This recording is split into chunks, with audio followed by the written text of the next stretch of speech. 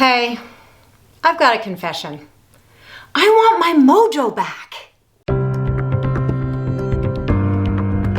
Hi, I'm Rena Hedeman. I'm a certified career and life coach, and this is Thrive After 45, where we level up in mindset, body, and love for the midlife woman. And today, I'm actually opening up to you about myself because I've sort of let myself go in terms of good habits. I've gotten off track, off my routine. I'm just kind of, in a slump, mentally and physically. I don't know if you can relate. I've been feeling lethargic, kind of tense, tired, totally out of shape, not very motivated recently, just, off track. Sometimes I even catch myself practically holding my breath without even meaning to, taking short, shallow breaths. That's stress. I want to feel centered again. I want to feel strong, vibrant, in shape, healthy, and energetic. I think everyone of all ages can relate to that. At different points in our lives, sometimes we get discouraged or we just get out of our routine. But there are steps we can take to relieve anxiety to get back on track and feel good. So I've decided I'm going to do a project comeback. You heard that term somewhere recently, and I love it. Want to do it with me? We're going to work on our daily habits, like starting the day with a healthy morning routine. We're going to work on healthy eating and meal planning. We're going to get back into regular exercise, and we're going to reestablish good nighttime routines. Healthy habits like going to bed on time and getting enough sleep. So those are the key areas we're basically going to focus on with loads of useful tips in between. And I'm going to share my day with you because I hear that question a lot. People ask, how do I get back into routine if I've gotten away from it? So I thought I'd bring you along for the ride. I'm going to get back on track mentally and physically and really feel good again. You with me? Okay, let's do this. Oh, and I hope you'll subscribe and hit that notification bell so you don't miss episode 2, the follow-up that I'm going to do after 90 days. Plus, more videos on how to glow up in mindset, body, and love. Okay, let's get started. I believe that we are who we choose to be. We are the result of choices we make and the habits we live by consistently. Nobody's going to come and make you strong and vibrant and the best version of yourself. Only you can do that. That's true for all of us. Nobody knows what you want or how you want to feel except you. This is our one life here on earth, and we want to feel great for as long as possible. I want to have more energy again. I want to be healthy. I am healthy. I know there are so many people who are suffering from debilitating health issues out there, and I'm very grateful for my health. But I want to give my mind and body every opportunity to feel stronger and vibrant, alive, full of positive energy. Without a healthy daily routine, we're not the best versions of ourselves. If your daily habits aren't what you know they should be, what you want them to be, imagine a year from now, 5 years from now, if you don't change anything, if you don't get back on track with healthy eating habits for mind and body. Choose not to, and you'll only feel worse in every way. People age differently. And sure, some of it's genetic, some of it's luck, but most of how we're going to look and feel 10 years from now depends on the daily habits we're doing right now. And these habits really don't have to be a big deal or super time consuming. It's just that once we get out of the habit of taking really good care of ourselves, it's too easy to make excuses or say, I don't have time to exercise today, I'll do it tomorrow, or I've had a long day. I'm going to treat myself with cheese and crackers and a glass of wine in front of the TV. And there's nothing wrong with treating yourself, of course, but I've got to be honest with myself. I've gotten out of my routine for too long. I always seem to have reasons why I can't work out, but deep down, I know they're just excuses. The world news has been really horrific lately, so I find myself feeling worried and upset. So then I just want to pour myself another glass of wine or eat something sweet. If I'm being honest, I've been giving myself what I want, but not what I know I need. And sometimes self-care is all about knowing what your body and mind really need, and not what we tend to gravitate towards when we're feeling stressed or anxious. Anxiety is very good at making you procrastinate, sit on the couch or curl up in a ball and do nothing but overthink about the stuff that's worrying you. And that's just totally counterproductive. So come on, let's get started. I believe that how we live our life comes down to how we live our day. And how we live our day is how we live our morning. So my morning routine starts with 2 or 3 minutes just lying in bed thinking about what I'm grateful for. Starting with this cozy bed I'm in. I try not to let my mind go to everything I've got to do that day. I just lie there and give thanks. It really helps start your day off with a happy, positive mindset. The next thing I do, right after I get up, is make my bed. Rick and I have an agreement that the last one in bed makes it. If we both get up at the same time, we do it together. It doesn't have to be Pinterest perfect, but my dad taught me years ago that making your bed first thing subconsciously puts you in control of your day and your mindset. Just that little act that takes about 60 seconds is so powerful. And let's face it, your bed takes up so much space in your room that when it's made, your room looks pretty clean and tidy. Next, coffee. I love my coffee in the morning. When I got off track and out of my healthy routine, I tended to drink my coffee while I read the news on my phone or I started checking emails on my phone. But when you do that, you start your day with stress because the news is usually negative. Remember, the news is a business, so they're pretty much paid to be sensationalistic. And answering emails usually means responding to other people's requests, and that can wait. Practice self-care by nourishing your mind first. My healthy morning routine includes meditation. I start by just relaxing with my coffee for a minute or two, savoring it, and then taking a deep breath and getting still. Then, when I'm ready, I put my coffee down and meditate for about 15 to 30 minutes. Back when the kids were little, I had to get up at about 5 or 5:30 to do this because it was the only quiet time I had to myself. But luckily now I don't have to get up before dawn on most days. Meditation is so healthy because you're sitting there just breathing. You're not scrolling your phone, you're not solving problems or listening to somebody complaining, the TV's not on. The point of it is just to let go for a few minutes and just surrender. If it helps, picture yourself on a beautiful beach. I like to focus on my breathing. Slow, deep breath in, then a slow, relaxing breath out. I literally like to picture the air going into my throat and lungs and then picture it flowing out. Slow, deep breaths signal the brain and nervous system to relax. If you want to learn specific breathing exercises to help relieve stress and anxiety, this might be helpful to you. I'll put the link in the description below. In meditation, when I focus on my breath, I'm less apt to be all in my head. I use a free app called Insight Timer. I love it. And look, they greet you and start you with a nice quote. I love that. You can choose guided meditations by length of time, so if you literally only have 4 minutes, you can find 4-minute meditations. You can choose meditations by topic or by speaker. There are thousands of great guides on Insight Timer, but I have to say my favorite is Sarah Blondin. I absolutely love the sound of her voice. She has many meditations on this app and they all get super high ratings. You can also just listen to soothing music or nature sounds. Okay, so let's wake up our face. I usually work out in the early evening, not in the morning, so right after meditating, I do my morning skincare routine, which takes less than 5 minutes, then I get dressed. I look at skincare as an enjoyable ritual, as much an essential part of self-care as it is keeping my skin healthy and radiant. I think skincare should be your time to pamper yourself and nurture yourself, not to look at yourself in the mirror and think and say negative things. It should be a very positive, soothing, uplifting of yourself, because for most of us, it's part of how we start our day. This channel is about thriving at midlife and beyond. It's about accepting and embracing our age and trying to look and feel our absolute best. Now, one super important key to having the best skin you can possibly have at any age is to do your skincare regularly. It doesn't have to take more than 8 to 10 minutes a day total, but you should definitely do it every day. I created a detailed step-by-step video on my morning and evening skincare routines, but since then I've changed a few things, so I'm gonna make another video soon, so keep a lookout for that if you're interested to know what ingredients and products I use. If you've subscribed to my channel and hit the bell, you'll get notifications every week when I post a new video, so hopefully you won't miss that. Since that detailed video is coming soon, I'm not going to go into all the steps I do and ingredients I use right now. But if you don't already have a strategic skincare routine with products that really get results, I encourage you to step up to the challenge and make this a regular part of your morning and evening routine. Now, when it comes to makeup, I'm pretty minimalist. I only wear mascara. I love mascara. And a touch of eyeliner. And now, as I've gotten older and my hair, including my eyebrows, has gotten thinner, I add a little color to my brows. I don't use foundation on my skin because honestly, I find if you take good care of your skin, you don't really need it. But sometimes I might use a drop of tinted moisturizer if I'm going out. I've learned that even just a touch of makeup makes me feel more put together and ready to face the day. Okay, moving right along.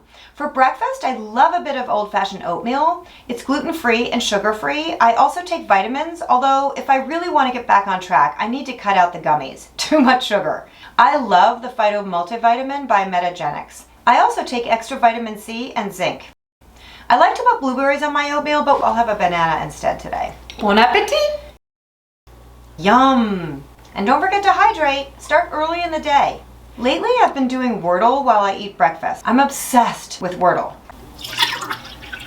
This pitcher has been measured out to hold 8 cups of water now, and I'm just gonna be putting this right on my desk because I'm working at my desk all day today. I've really gotten out of the habit of drinking my water lately. Did you know that as we age, especially in our 40s, 50s, 60s, and beyond, we actually lose the sense of thirst? Isn't that crazy? So even when our bodies really need the water, they don't tell us, or we don't feel the sensation of thirst nearly as much as we did when we were younger. So it's super important that we actually take the time to conscientiously make sure we get enough water. Now, if this pitcher looks too daunting, another thing you can do is, I bought this a long time ago and I used it for a little while, but the trick is to keep using it every day. And I love it because, as you can see, you start in the morning, you're just getting started at 8 a.m., you keep drinking down, down, down, down, down, almost there, refill, start again. It's about 2 p.m., down, down, down, down, down, and then you did it. Yay! So 2 of these just feels a little bit easier psychologically than that whole big pitcher. Okay, so this next thing, you're probably gonna wanna kill me for saying this, unless you're a total neatnik, which if you are, I love that about you. You probably know that a messy, disorganized work environment, like this one, really can and usually does sabotage you. So, in my effort to get back on track with a good routine, I'm gonna take 10 minutes to clean this up. Look, I'll even time it.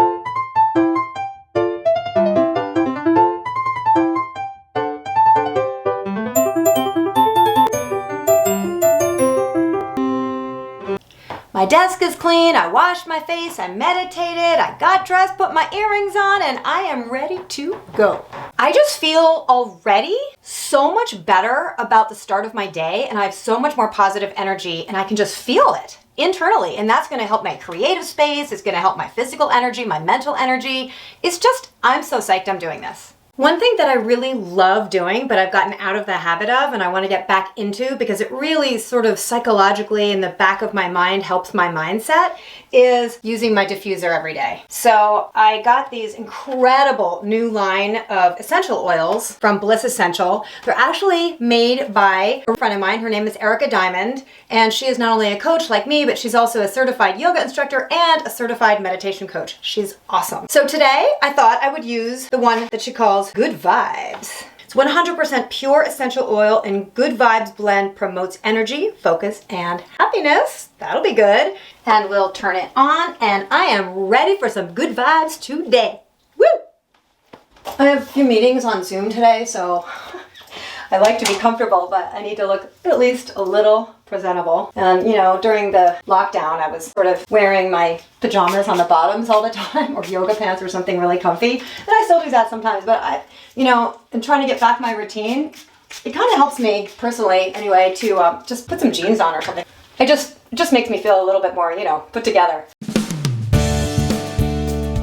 Okay, healthy eating. I'm not gonna spend much time on this because I think we all know what kinds of foods we should be eating and not eating to fuel our body in the best possible way and give us what our brain and body need to keep us not only healthy, but also make us feel more energetic, heal faster, experience fewer mood swings, and just operate at a higher level. But if you're like me, knowing what to do is not the problem. It's motivating myself to get back into my routine of healthy eating and then maintaining that. I find that once I get in the groove and just do it every day, it's much easier to maintain. The hardest part is starting, or should I say, restarting. Have you ever noticed that you tend to crave the foods that you're in the habit of eating? Like, I used to crave bread, especially toast as a snack, and then I forced myself to eat an apple instead, and then after a few weeks of doing that, I started to crave apples. At the end of the day, I love unwinding with a glass or two of wine, but honestly, it's a habit that I know isn't great for my body. So in this project comeback, I'm skipping this aisle and I'm substituting Spindrift sparkling water instead. I love it. At first it's a little hard, but I know I'll feel so much better physically and mentally. So if you're like that too, one book I'd recommend that really helps with motivation and self-discipline in the moment is The 5-Second Rule by Mel Robbins. It's a super simple concept, but it works. I find a crucial part of succeeding in healthy eating is to plan ahead and always have plenty of healthy options for meals and snacks in your kitchen or with you when you're away from home. Today for lunch, I had turkey chili with tons of extra veggies. When I cook it, I make a huge batch so I have it all ready to heat up anytime. To be honest, I don't like cooking, nor do I have much time for it, so it's easier to eat what's convenient. But the truth is, if we really want to be healthy, we simply have to make it a priority. Another tip for mental and physical health. At some point during your day, I always think it's a good idea to get outside for 15 or 20 minutes at the very least, whether you work from home like I do, or from anywhere. Get that natural light, some fresh air, spend some time in nature. Oh, and don't look at your phone.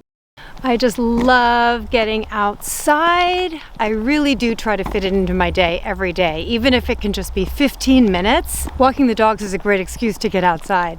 Okay, that was more for mental health. This now is the real workout. I'll be completely honest, I've been really inconsistent these past 6 months when it comes to exercise. I used to run about 5 days a week, but now my knees can't take the jarring anymore, so when I'm in my routine, I do the elliptical or walk fast outside for long distances. And before the pandemic, I was going to yoga a lot. But I haven't really been back to yoga since before COVID started because I really much prefer it in person than at home with a video. So my flexibility is at the window right now, as you'll see in a minute, but give me 90 days and this girl's gonna be not only back on track, but super flexible, fit, and strong. So I hope you'll do Project Comeback with me because I want to hear from you in the next 3 months to know how it's going. Just tell me in the comments below or shoot me a direct message via Instagram or Facebook. Then in June, I'll do a follow-up to this video and show you my progress. So you're basically holding me accountable. I'm just starting out with 5-pound weights, one in each hand, because I haven't lifted in a very, very long time. I was a college athlete and of course lifted very heavy weights then. I was a rower, but then in my 20s and 30s and 40s, I lifted much lower weights, high repetition, low weights to get that lean and toned look, but I've lost that completely now. It's been a long time since I've done any lifting at all. So this is even feeling heavy to me. Gotta take it easy, take it slow. Ow! I'm feeling pretty inflexible.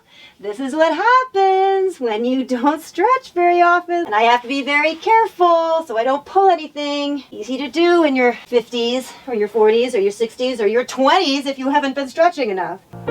Okay, after a workout, I take a shower, but first I take my eye makeup off because I'm gonna cleanse my face and then rinse it off in the shower. After my shower, I put my PJs on, unless I'm going out, of course, and then I do my nighttime skincare routine. It's similar to my morning skincare routine, but I use some different products with different ingredients at night.